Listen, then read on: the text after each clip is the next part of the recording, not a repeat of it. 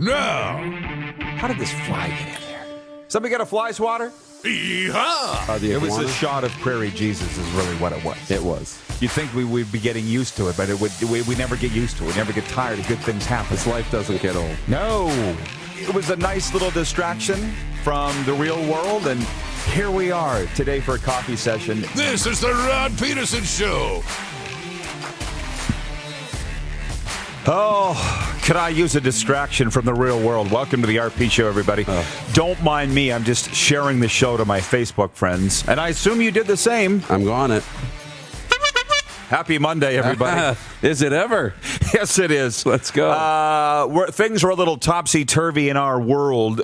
Time change over the weekend, of course. My phone is blowing up. I don't understand. I've lived in Saskatchewan all but 1 hour of my life, so the time change thing has never really affected me, right? Careful with your puppy. You're about to rip it off with your ear cord there. There you go. Thank you. My phone's blowing up with people in Alberta about the time change and where's your show and it's on earlier. I missed an hour. I don't know. Things have changed a lot here in that, if you read my 10 Things column on Saturday at rodpedersen.com, I said nothing will change on Game Plus TV. But that's not correct. Saskies have to wait now until 11 o'clock Sask time for the show. That's right. Because we found out just last week from Lynch that all the little old ladies that, he's driving them wild because Game Plus is on in most seniors' homes here in southern Saskatchewan at 10 o'clock. Lynch is very popular. Now they have to wait until 11 o'clock, right? And yes. But at least we're still on. They need to wait an hour. But as you pointed out, anybody Ontario, Eastern Canada, Western Canada outside Saskatchewan, it's the same time. Even I'm having a tough time computing with that. I know, right? It's so different, but that's what we have to think about, right? When it comes to the time zones, we've actually changed the start time of our show for the rest of the country.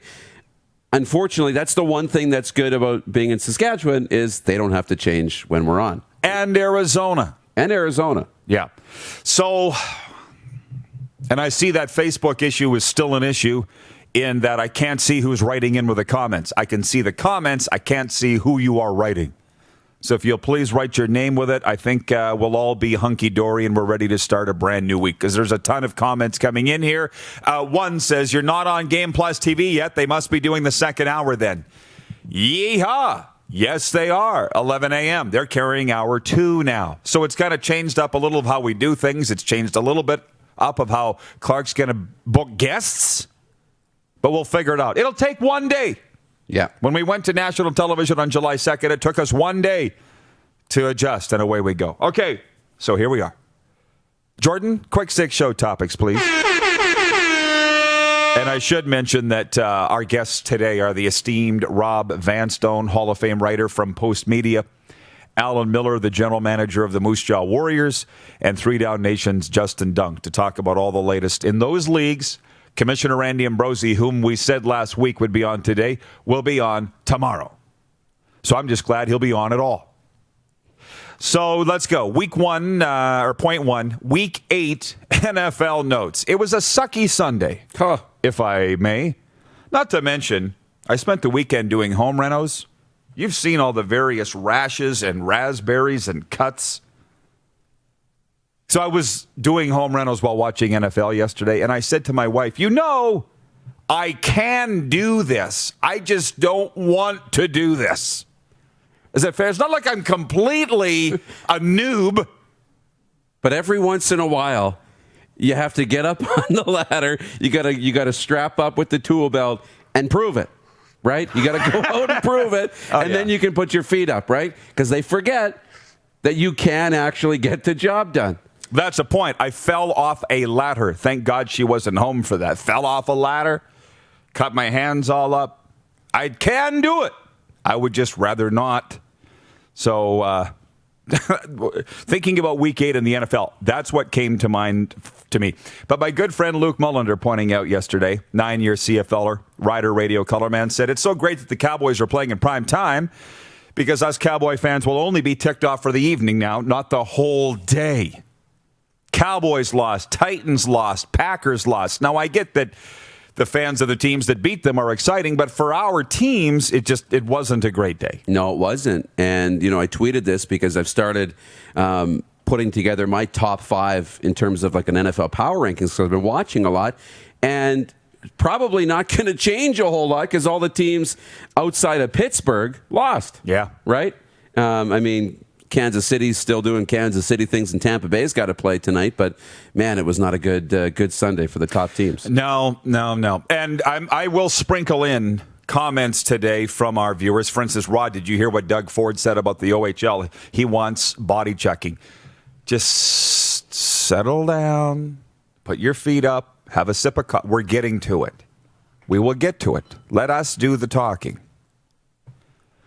Point 2, the Rider alumni game, as I like to call it, yesterday. You saw that I broke the news on Friday that Derek Moncrief was going to make his NFL debut for the LA Rams against Sam McGuavin's Miami Dolphins. I watched the whole game.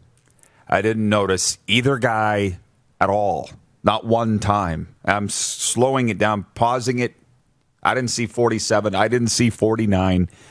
Whatever. It ended up Rams... They're awful. It was their worst game of the year. Yeah. They lost 28-17. Good for Tua. I was wishing that I was there. It's at, what do they call that? Whatever they call that stadium now. Sun Life Stadium now? Is that what it is now? The old Joe Robbie, the old pro player. Looks great. It's a wonderful stadium, and I know you can't wait to go there. I know. They were like, it's so hot down here. I'm Point 3, big game tonight. Tampa Bay at the New York Giants. Very big game tonight. Tampa. Going on the road. So they're my unofficial team now for a while anyways. I still watch the Cowboys. Like, we got home last night, and my wife's like, what are we going to watch? I said, America's team. Of course, we're watching it. Oh, yeah. I said, let me just watch the end of this drive. I knew they're not going to win. There's a very good chance they will not win another game this year. You heard it here first. A couple of weeks ago. So we did end up watching Netflix. A new show, by the way, Subura. Oh, have you heard of it? No. It's very, very good. Based in Rome, Italy. Ooh, we've been really hooked on Goliath on Amazon Prime. I don't have Amazon Prime. Very, very good. Almost through season 1. But you're right. You're a fan of the Cowboys. And so I watch them. No matter if the season's over, you're still watching. I just know they're going to lose. Yeah. So it's not how much we're going to win by anymore. It's how much we're going to lose by. Bo says, good morning from everyone in Saskatoon. Good morning. I see Tom in Winnipeg writing in, and it slipped off the screen. Dougal in Calgary. In Alberta, you now start at 9 a.m., not 10 a.m., just so you know. Hey, you're welcome.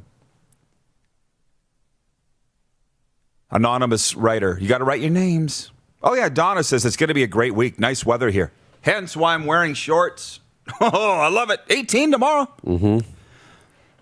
Okay, the one that we're waiting for, point 4, Jeff Knox Jr. charged with multiple offenses in Pittsburgh, including double homicide.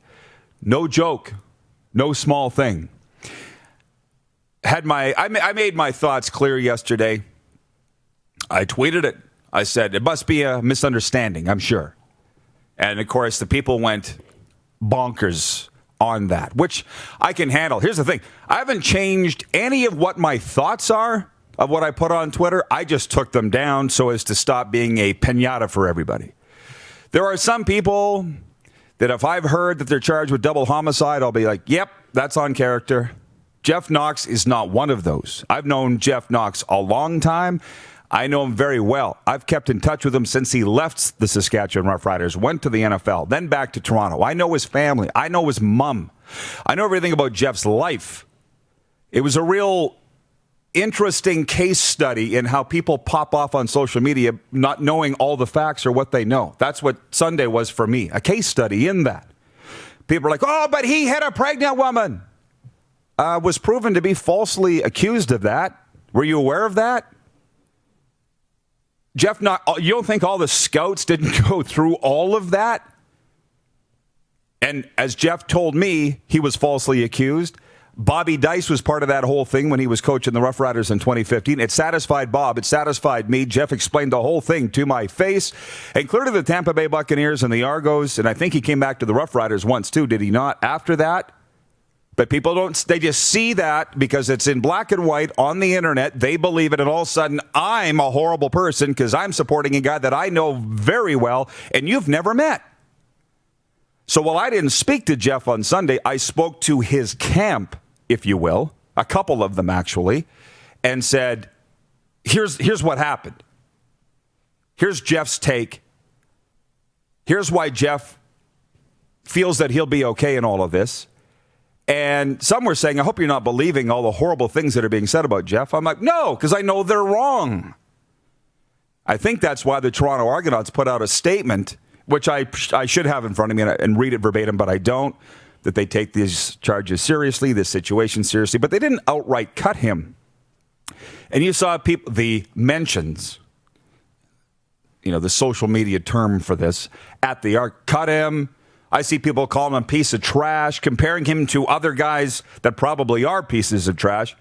Jeff is not those things. You don't know what you're talking about. The Argos at least know him to the degree that we're going to support Jeff just like I am, because I know him personally. And you people that came after me and are going after Jeff don't know what you're talking about at all. But I've realized, again, a case study in that you don't need a license, pass an IQ test to have a Twitter account or Facebook account. It just keeps being reminded to me every day. So that's my take on the Jeff Knox thing. Did I cover it okay? Yeah, it's hard not to get sucked into it, though, on social media. It's really difficult because you got, a lot of people who just kind of flip with the wind like you're the pinata thing outside a used car lot, right? Yeah. But look when it comes to how we operate or how I operate, I kind of live by the philosophy, trust is not earned, trust is given. Yeah. And everybody's, unfortunately, people have been hurt. People have been, gone through things. And they come at life with this trust must be earned. So any new relationship or any new story somebody enters, you're already starting off down a touchdown. You're already starting off behind. Yep. And I believe trust should be given. And no matter who you are, no matter what you've done, no matter what's happened previously, you've got my trust until you break it. So I know for you that, when somebody's on your team or you're on the team, right? I'm not changing teams. No. So, of course, the first reaction is going to be, hey, I got my guy. I got his back. I want to hear both sides of the story. Doesn't mean the story can't evolve. And if he did some horrible things that we don't believe that he should, have the consequences. But, you just have to start from a place of understanding and trust and stick up for your guys. Well, it's nice to know that you've always got somebody in your corner. And the thing with me is I said, hey, it's a misunderstanding, I'm sure, and there's two sides to every story. And that mutual friend of ours with Jeff texted me, and he goes, well, I got the story. Do you want it? And I'm like, I'd rather not know.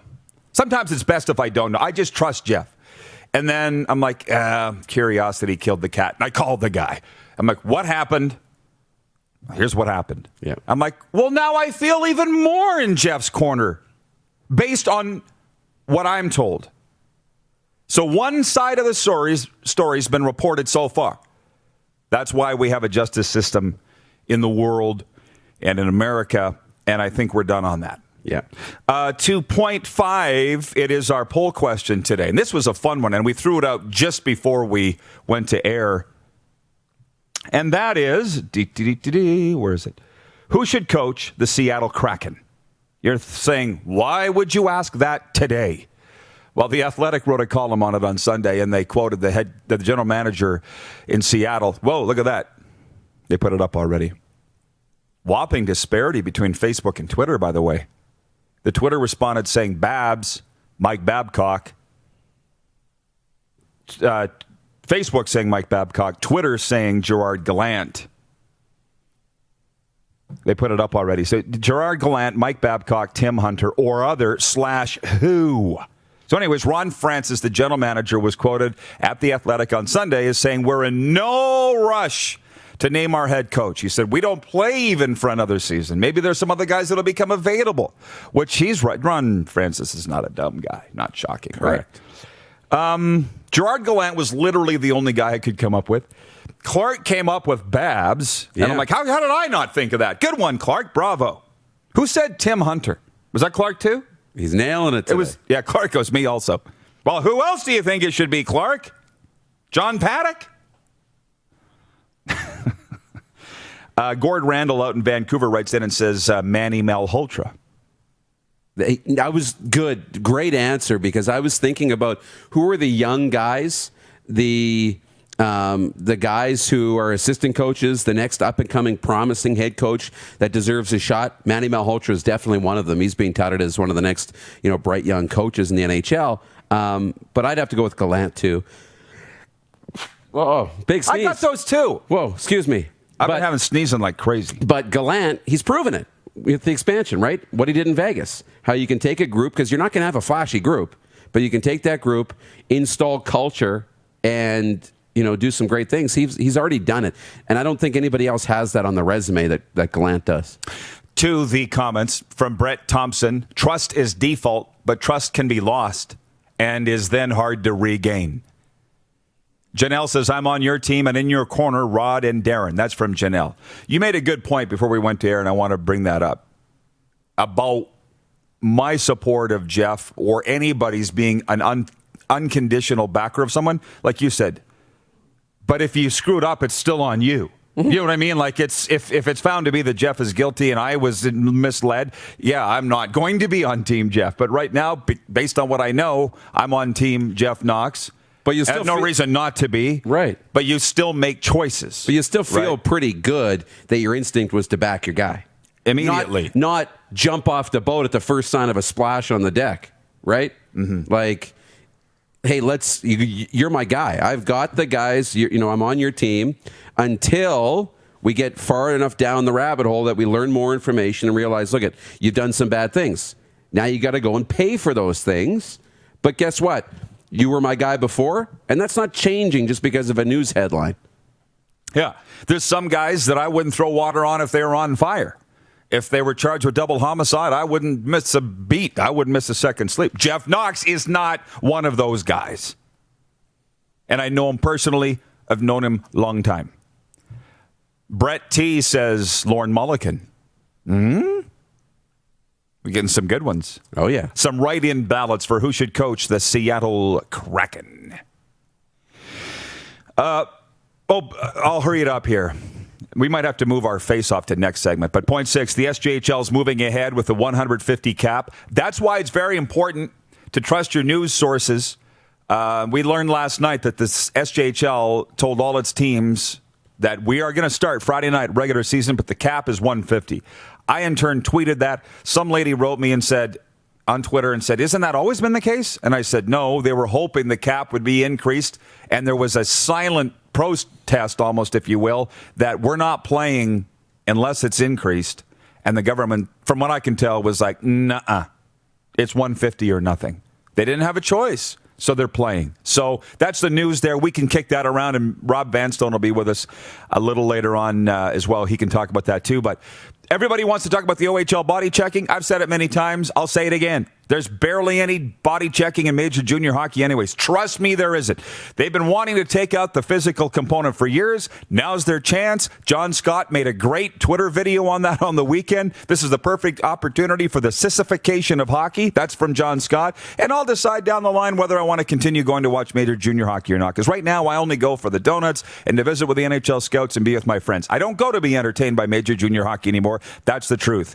But there are some sports that aren't afraid of the rough stuff. It's called the National Lacrosse League, where they're kicking the crap out of each other every night. And UFC, because human nature hasn't changed. There's still aggression. Kids still need to take their aggression out. So maybe they don't play hockey anymore. Maybe they play football. Maybe they play lacrosse. But if this is the way that junior hockey wanted to go anyways, I say let's play if that's what it's going to take. That's my take. What's yours? Yeah, it's pretty similar. I mean, everybody wants, again, they want to jump to being upset because things aren't the way that they used to be. And taking out body checking, they just assume that the game is going to completely change. Well, body contact has always been a thing in hockey, and that's not going away. And if you think that the game won't be physical, go watch a women's game, which I've watched a lot of and quite enjoy. It is very physical hockey. Very physical. And they are tough as nails when they play. And I've watched a lot of hockey games, over 100 games a year. And the game doesn't have big open ice checks anymore. It doesn't. It doesn't exist. And all the stuff against the boards and all the bumping and grinding and all of the real physical play, that's circled under body contact. That's going to be allowed. So just because they're eliminating body checking, it sounds like this big grandiose thing. It's not going to change the game all that much. And the game will still be very physical. So everybody just needs to not overreact the way that I've seen just about everybody overreact on social media. So we got a break, but coming back, I'd like to open up the text line for Perry Mobile, 306-840-8777, 840-8777. Perry Mobile is your authorized SaskTel mobility dealer. And I'd like your take on all of what we talked about, but also body checking in hockey. That's the face-off. As we said in the morning meeting, it doesn't necessarily need to be a fight. No. For the Mad Greek in Moose Jaw, visit the Mad Greek for the best authentic Greek cuisine. Available for licensed dining, takeout, or delivery. Head to themadgreekeatery.com for more information. And for Ultimate Fan Zone, home of the home teams, jerseys, caps, and team apparel. They are your official licensed fan store in Moose Jaw, built by fans for the sports fans in southern Saskatchewan. My wife said on Saturday, if you had $10,000, you could spend it wherever you want. Where would you go? I said, Ultimate Fan Zone. Boom. Done. And that's the truth. Wow. RV, get ready. We've got a lot of topics to get to when we come back with Robert Vanstone. This has been the warm-up. You're watching the RP Show on Game Plus TV Network, Facebook Live, and listen live at rodpedersen.com. You're watching Rod Pedersen on demand. For more of the Rod Pedersen Show, visit rodpedersen.com or follow Rod Pedersen on social media.